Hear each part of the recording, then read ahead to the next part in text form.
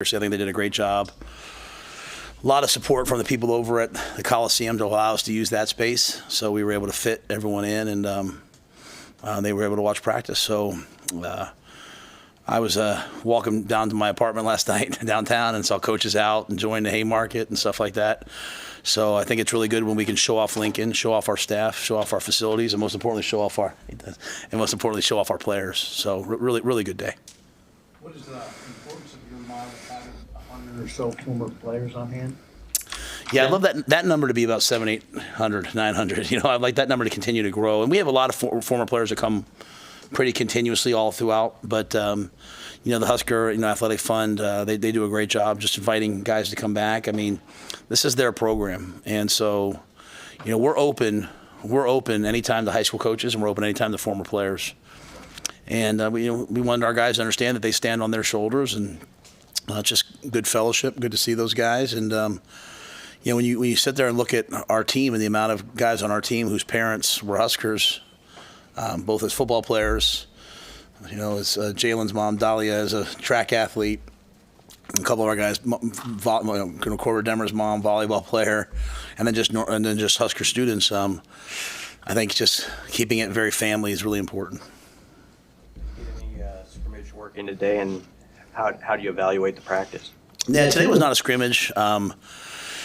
You know, with an earlier Easter and a later start for us, you know, the first Saturday, this is our first Saturday. Last Saturday was Easter Saturday, so we gave the guys the day off. That's why we went on Monday. So, you know, you're only allowed by NCAA rules 3 days of scrimmage, which is over 75% tackling, I think. So that'll be next Saturday, the following Saturday, and then the Saturday after that.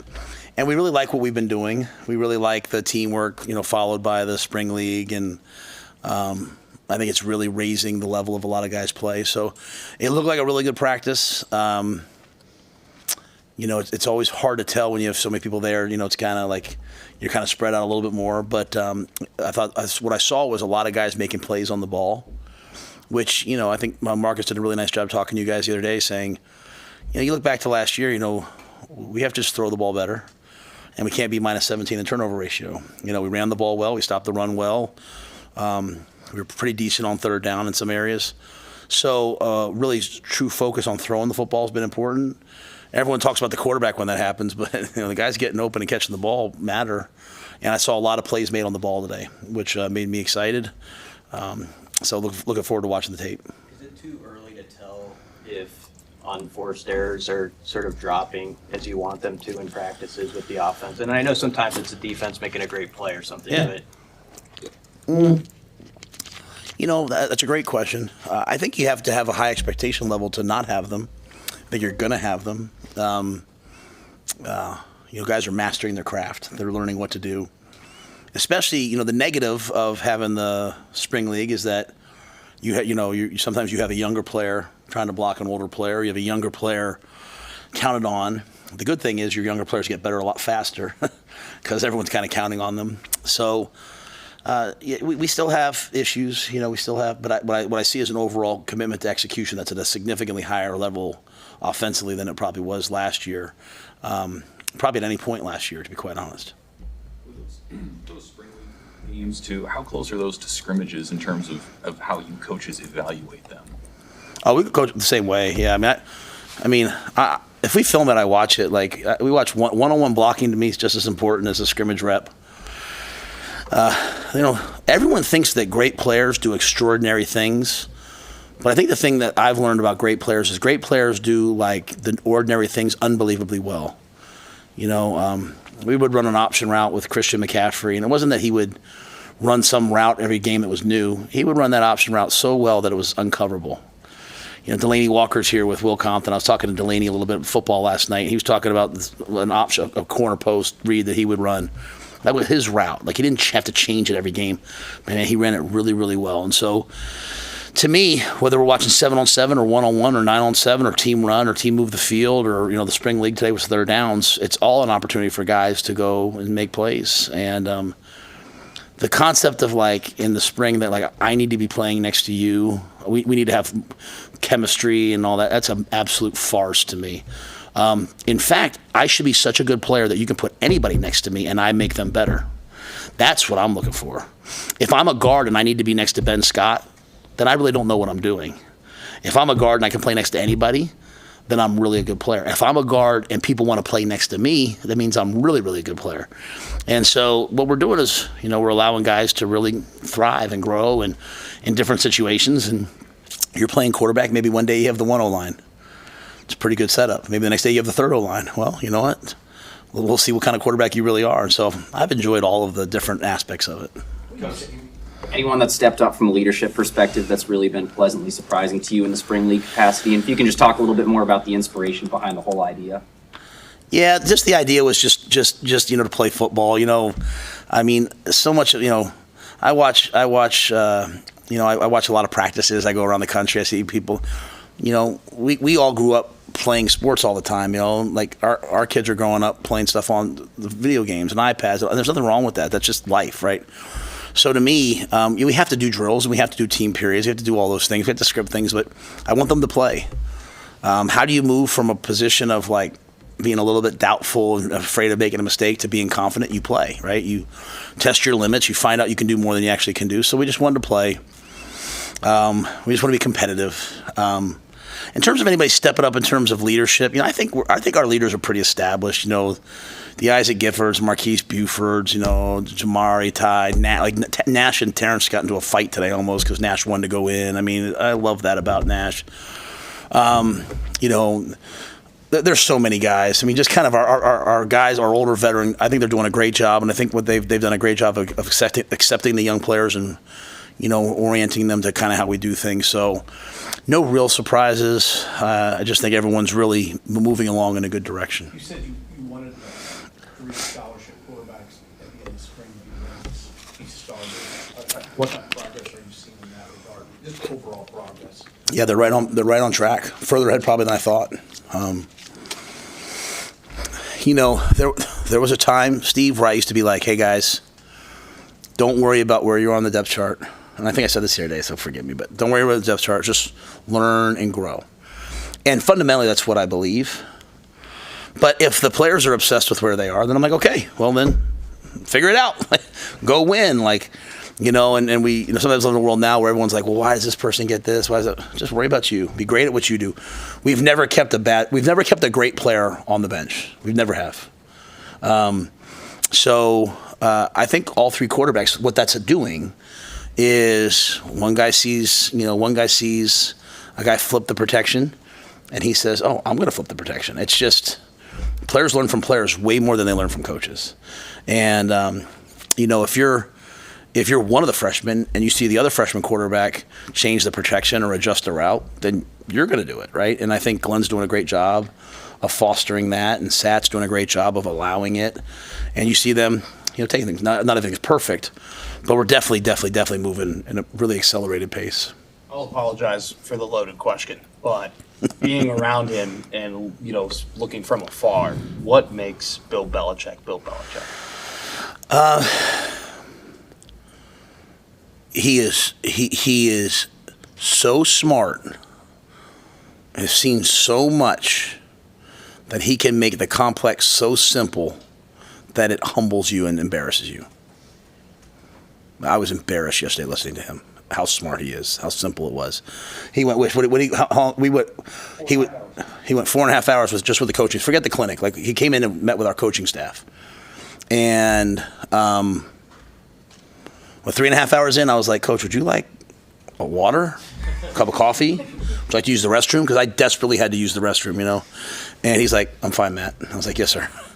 And just sitting there and just talking, right? And just his recall from things 15 years ago.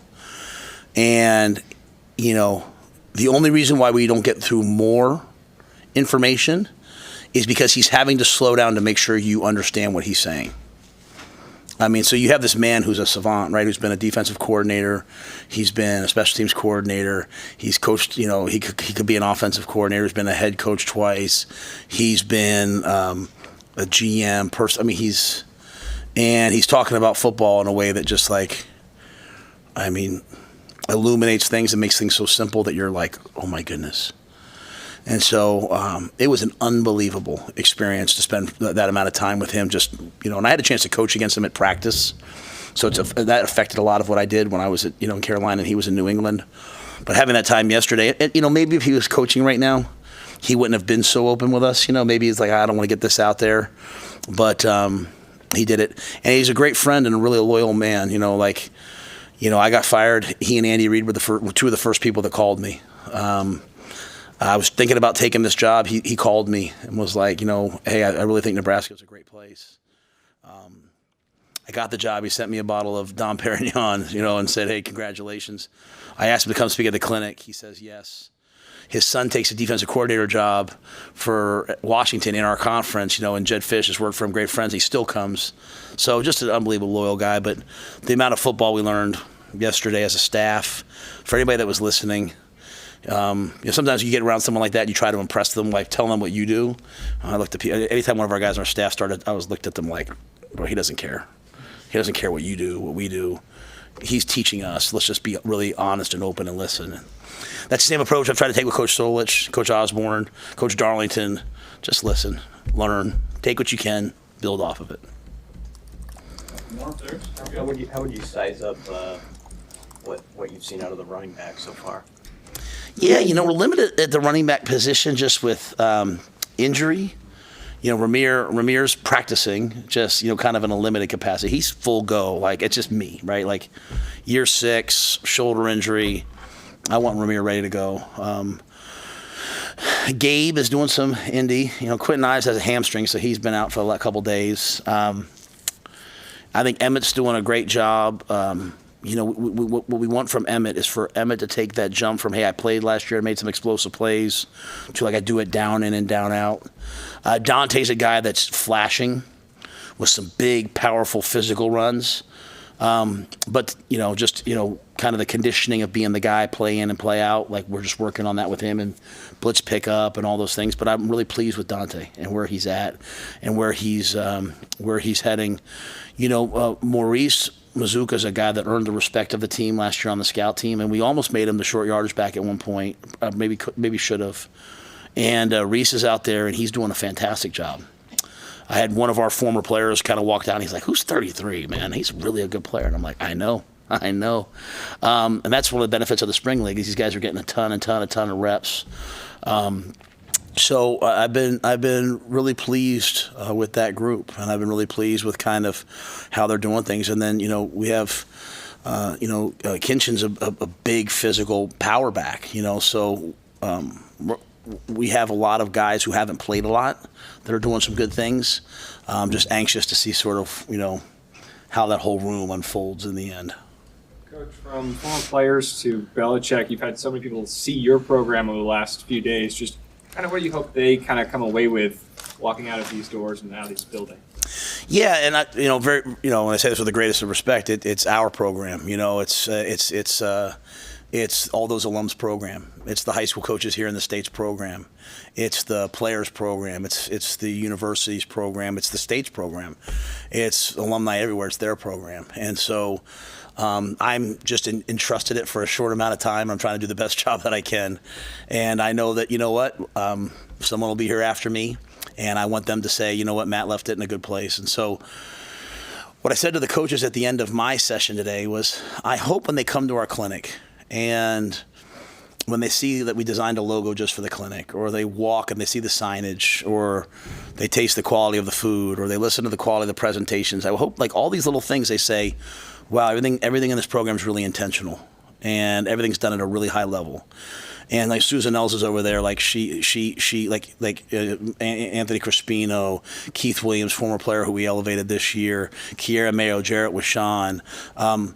If you don't think that they walked those paths 50 times, if you don't think Cole and Martin were here this morning at 5 a.m. making sure that all the bulbs work, I want people to understand how intentional we try to do everything. Because if we're intentional about a clinic, if we're intentional about the spring league, if we fly in Big Ten refs just for a practice, then we're probably that intentional with the way we handle our young people's academics, their life skills, their community service, their careers.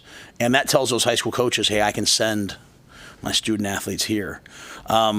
I love coaches. So like, sometimes some of the high school coaches aren't used to seeing the head coach at the social. Sometimes they're not used to seeing the head coach walking around. Why wouldn't I? I mean, I love people. I love coaching. I love being around high school coaches.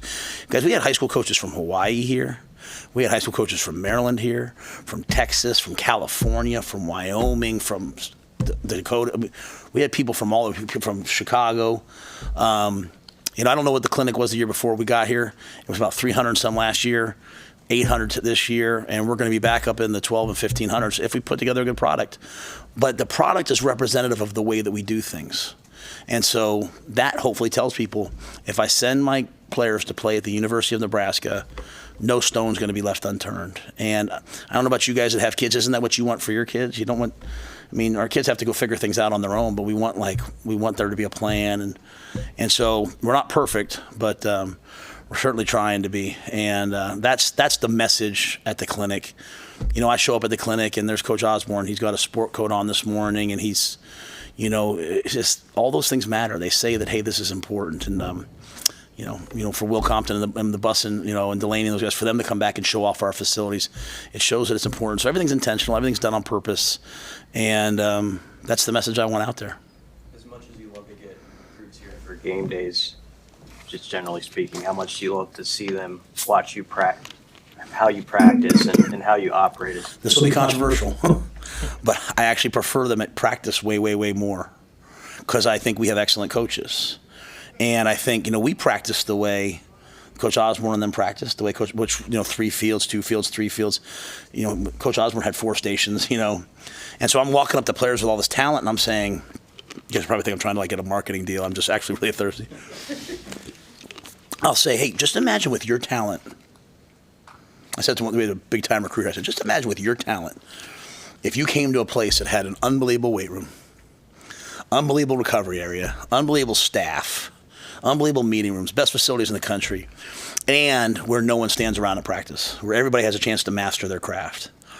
And I said to him, have you ever seen anybody else practice like this? He said, nobody. Well, actually, Coach, I did see one. I said, who? And I know the answer. He's like, at Georgia. Coach Saban at Alabama, then the Georgia guys, they all have the multiple stations and the reps and all those things. And I think it's working out pretty well for them. And so, yeah, I think that those, I'm proud of those things. I'm just trying to show those things off, to everybody. You talked about how important the receivers are to that pass game and the emphasis this spring. What have you seen out of some of the new guys in that receiver room and the returners? I think they're competing. I think that they're because of the spring league, because they're being counted on, they're limiting their MA. Usually young receivers have a hard time learning this many plays, and they are working at it. And they are, your whole team's counting on you, and it's 3rd and 5, and you're supposed to run an in cut, and you run an out. It's practice. Sometimes it's like, get him out of here. But now you got Isaac Gifford on defense, but on offense, you have some of those guys getting on him, and then you have 3 quarterbacks, and let me say this, Luke and Jack are doing a great job. So you have 5 quarterbacks who know exactly what to do. There's a little bit more onus. You see guys studying a little bit more and more prepared. But yeah, I've really liked the group. You can tell I'm not singling anybody out because I like the entire group. I like the way they're all competing. And a couple guys, Jalen Lloyd, we'll signal him out because, I love the fact he runs track and he comes back and competes in football and, makes plays down the field. He's a football player and he's a track athlete. He's not one or the other, and that's really, really cool. So, but the whole group is pushing each other and getting way, way, way, way better. Leonard gelling in their 2 new roles, and how far have they come along together? Yeah, if I'm being honest, I think the whole thing with Marcus and Glenn is probably has been overblown. I get asked about it, we did this before. It's actually way more comfortable, than it was, Glenn's worked with me at 2 stops. My life right now is so much easier than it ever has been at any stop I've been, because I have Susan running the entire operation, and she knows exactly what I want. I got Sean running most of the personnel stuff with some great people underneath him. But I've got Corey, who's been with me before, running the weight room. I don't have to go down and be like, are we squatting or power cleaning today? He knows the culture. I've got the best nutritionist in football. I've got the best sports science guy. on defense, Tony runs everything on defense, right? And I got 3 guys who played for me. I trust it with the highest level to coach their guys. Got Gus Felder in player development, who did it for me in Carolina. I don't think it's super involved there. Ed runs the special teams. Like, it's the same drills we've been doing drills today. We've been doing for 10 years. And Glenn, I can walk in. I don't have to go in the quarterback room. You know, Glenn, he's coached my quarterbacks before, and so. You know, I've said to him, like, hey, are we still punch planning this? Or I can get questions answered so quickly. And then Sat coached my tight ends at Baylor. You know, he coached Ben Sims as a freshman who's, you know, now playing for the Green Bay Packers. I'm so happy with the staff and the way that we're doing things. And so it's felt more like, instead of settling into a new rule, felt more like, hey, getting back to when we were really good, how we did things, if that makes sense. You know, when we were in the Sugar Bowl at Baylor, you know, which no one will really ever understand how hard that was to do before we started to what we did in 3 years. Probably be one of the most proudest things of, you know, our career together. You know, Sat was coaching the tight ends. Glenn was coaching the quarterbacks. When we beat Penn State for the first time in 74 years, and probably the most historic win in Temple history, Glenn was coaching the quarterbacks, and Sat at the time was coaching the running backs, but, you know, not the tight ends. So I just feel so comfortable with those guys that it's allowing me to free me up to do things that I love to do situational football, to do the whole team, to talk to players one-on-one. And so on the inside, things are as good here as they've been. And so now that I've said that, I probably ruined it. but no, you know, on the inside, man, like, I'm just really, really pleased with the staff, the players, and where everybody is. And the biggest thing is that the gifts, the ties, the Ben Harts, the Ben Scotts, man, they are comfortable with what we're doing, so that I'm not having to explain why everything, right? Like, they're explaining why. I mean, I got Phelan Sanford working in the weight room, you know, like, the guy's, I'm hoping he ends up in the NFL, but, like, he's interning in there. Like, we have all these guys who've been through the process now for a year in all these different areas. They can coach the young guys, because players coach players better than coaches coach players. That's the way you build culture. Anything else? Thanks, guys. Good to see everybody.